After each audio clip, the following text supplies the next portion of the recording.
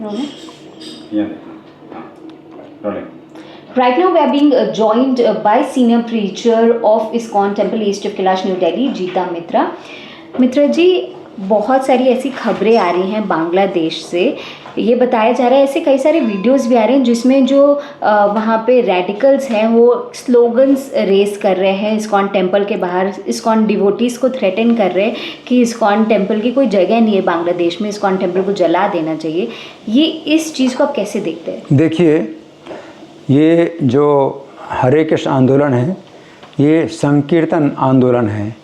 ये भगवान चैतन्य ने स्वयं इसको प्रारंभ किया था आज से 550 साल पहले, और वो स्वयं भगवान हैं, श्री कृष्ण हैं। तो वो अगर किसी कार्य को अगर प्रारंभ करते हैं तो इसको कोई रोक नहीं सकता। उनकी भविष्यवाणी थी कि पृथ्वी ते आछे जत नगर आदि ग्राम, सर्वत्र प्रचार होइबे मोर नाम, कि संपूर्ण पृथ्वी में जितने नगर और गांव हैं सर्वत्र मेरे नाम का प्रचार होगा। तो भगवान चैतन्य जब थे अपने धराधाम पर, तो उन्होंने भारतवर्ष में तो फैला दिया हरि नाम को, परंतु भारत के बाहर कैसे जाएगा तो कोई नहीं कल्पना कर पाता था कि भारत के बाहर कैसे जाएगा। लेकिन चैतन्य महाप्रभु की शिष्य परंपरा में जो 10वें आचार्य हुए वो श्रील प्रभुपाद, तो वो जो है विदेश में गए। तो उनके पास कोई पैसा भी नहीं था, उनका कोई सहायक नहीं था। 70 साल की अवस्था में, वृद्ध अवस्था, केवल उनको चैतन्य महाप्रभु भविष्यवाणी में विश्वास था कि उनकी भविष्यवाणी है सत्य होगी। तो उन्होंने पूरी दुनिया में फैला दिया। तो बड़े बड़े जो है देश और उनके बड़े बड़े शहरों में गया और ये पूरी जगह फैल रहा है। तो जैसे अभी आप बता रहे बांग्लादेश में इस प्रकार विरोध हो रहा है, उसी प्रकार से पहले रूस में विरोध हुआ था और बहुत विरोध हुआ। और वो जो है कम्युनिस्ट कंट्री था, तो वो लोग जो है भक्तों को उन्होंने जो है लेबर कैंप में रखा और उनको जो है एक दूसरे से मिलने नहीं दिया, एक दूसरे से कोई संपर्क नहीं करने दिया। एक प्रकार से उन्होंने तोड़ने की कोशिश की और उनको कई प्रकार की यातनाएं दी और कुछ भक्तों का शरीर भी छूट गया।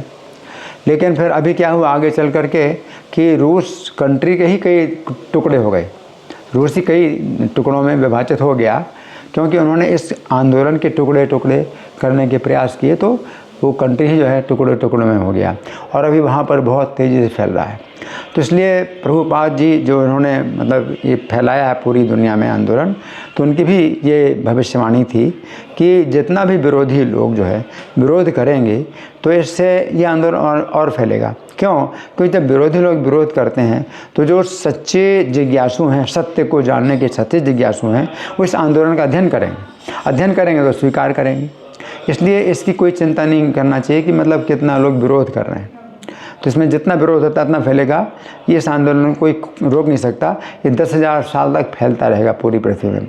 अभी 550 साल हुए हैं, 10,000 साल तक फैलता रहेगा।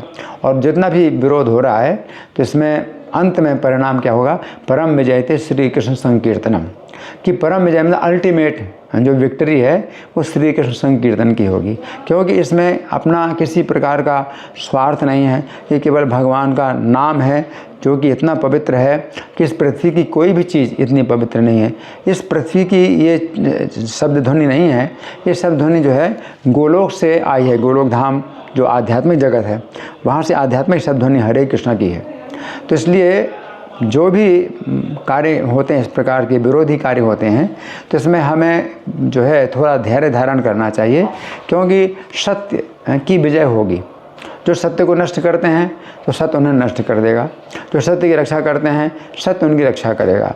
तो जो भक्त लोग हैं वो अपने इस कार्य में बिल्कुल जो है पक्के हैं, बिल्कुल स्थिर है और वे इस सिद्धांत को बदल नहीं सकते। प्रभुपाद जी भी जब प्रवचन दे रहे थे तो बंगाल में ही प्रवचन दे रहे थे, तो नक्सल पंथियों का जो है संदेश आ गया कि आप जो है बंद कर दीजिए, आपको गोली से उड़ा दिया जाएगा, आप अपना प्रवचन बंद कर दिए। प्रभुपाद ने कहा कि मैं प्रवचन बंद नहीं कर सकता, क्योंकि हमारे पूर्ववर्ती आचार्यों ने जो संदेश दिया वही संदेश मैं दोहरा रहा हूँ, मेरा अपना कोई संदेश नहीं है। इसमें अगर मेरी जान अगर चली जाए तो चली जाए, मैं सत्य के लिए जान दे दूँगा। तो प्रभुपाद की तो रक्षा हुई, तो प्रभुपाद के जीवन की रक्षा हुई, उनके शरीर की रक्षा हुई। लेकिन अब कुछ भक्तों का जो है इसमें शरीर नष्ट हो रहा है। लेकिन शरीर नष्ट हो जाता है तो भी उनको जो है अच्छी गति प्राप्त होती है, क्योंकि वे अगर इस आंदोलन में लगे रहे तो किसी भी कारण से शरीर छूटता है तो वो जो है वो उसमें उनके कर्म भी होते हैं शामिल। यद्यपि किसी ने गलत भावना से किसी भक्त को हत्या कर दी तो लगता तो है उसने अन्याय किया, लेकिन उसमें क्या है कि भक्त का पहले का कुछ कर्म भी है, तो अपने कर्म के अनुसार शरीर छोड़ता है तो फिर दूसरा शरीर मिलता है तो उनको अच्छी गति प्राप्त होगी। अगर सबसे अच्छी गति अगर मान लो ना प्राप्त हुई, जो परम गति कहलाती है, जो कि भगवान के वैकुंठ धाम में जाना, अगर वैकुंठ धाम में नहीं गए तो भी हमारा अगर शरीर छूट गया बीच में और हमारी विधि भक्ति विधि पूरी नहीं हुई तो भी हमें भक्तों के बीच में हमें जन्म मिलेगा और भक्तों की संगति में हम रहेंगे और इस विधि को हम और आगे बढ़ाते रहेंगे।